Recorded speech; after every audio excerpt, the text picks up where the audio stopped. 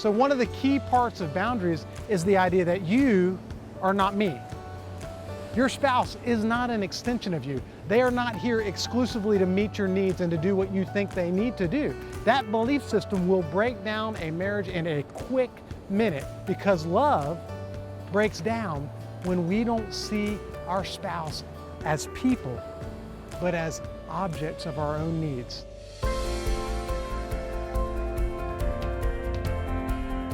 So I'm sitting in my clinical office conducting a marital session, and I typically hear things that sound like this. You ready? The wife will start with something like, "He's just always so critical of me." And before she can get that out of her mouth, her husband will respond with, "Well, I'm critical of her because she never does anything I ask." And before he can finish his sentence, she interrupts him. "Well, I never do anything he asks because he's just so controlling." Before she actually finishes the word controlling, he says, "Well, I'm controlling because you never do anything I ask you to do and you're constantly mad. I'm constantly mad because you're so condescending." And they go back and then forth and back and forth over and over and over again. And guys, this is a classic example of a codependent couple that struggles to take responsibility for their own attitudes, their own actions, their own thoughts, and their own feelings. And instead of allowing the other person to have their emotion, to just have it, the codependent couple feels threatened by their spouse's emotion, and they feel the need to respond with the emotional response of their spouse with their own emotional response. When you have clear boundaries, things go in a very different way. You know where you end and where your partner begins. You know that there's some separation there. You also know that you're not at the mercy of your spouse's behavior or their problems or their hurt or their pain. Boundaries, see, they're really all about you. Let me explain. The authors of, really, it's one of the best-selling Christian books of all time. It's called Boundaries, appropriately enough. It's written by John Townsend and Henry Cloud. They describe boundaries like this. They say, when you build a fence around your yard, you don't build it to figure out the boundaries of your neighbor's yard so you can figure out where his property line is so that you can dictate what he does in his yard. You build it around your own yard so that you can maintain control of what happens to your own property. And that's how personal boundaries work. Exactly the same way. You can't control what happens in your spouse's emotional yard. You can't control how your spouse speaks to you. You just can't. But you can control how you behave when they speak to you in what you perceive as an inappropriate way. For instance, your spouse comes at you, man, they start hammering you, they're calling you names, they're at it again. You have options. Your first option is to have zero boundaries and get right into the mix. Go aggressive on them, win the argument. That's really poor boundaries. That's codependent.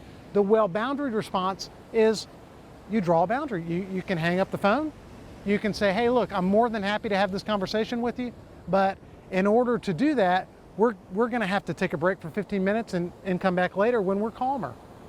That is a good boundary. See, boundaries let you determine what you will and won't tolerate and what you will and won't be exposed to. And you set the consequences. That's the beautiful part about boundaries. You set your limits. I had a couple in counseling. This was awesome. They had knockdown, drag-out fights all the time. You ready? Here's what it was about. Going to church. Can you believe this? The wife was always late for church, and the husband would get so mad. He would yell, he would scream, he would explode. And finally, after many sessions on boundaries, the husband finally decided to stop exploding and to start drawing a healthy boundary with his wife. And here's the boundary that he set. He said, "Look, I'm no longer going to let your tardiness have the power to make me angry ever again. I'm not doing it. You don't have that power. I have a boundary. We're separate. Instead, I'm going to wait patiently for you when you're late. I'm going to be kind and loving. And if I can't, or I feel like I need to go, I'm going to get in my car and I'm going to go. I'm going to go to church and you can follow me there, and when I see you, I'll hug you and kiss you and give you a big hug and tell you that you're great. Now that is a good boundary. And honestly, it was the end of their ongoing battle over her tardiness. So one of the key parts of boundaries is the idea that you are not me. Your spouse is not an extension of you. They are not here exclusively to meet your needs and to do what you think they need to do.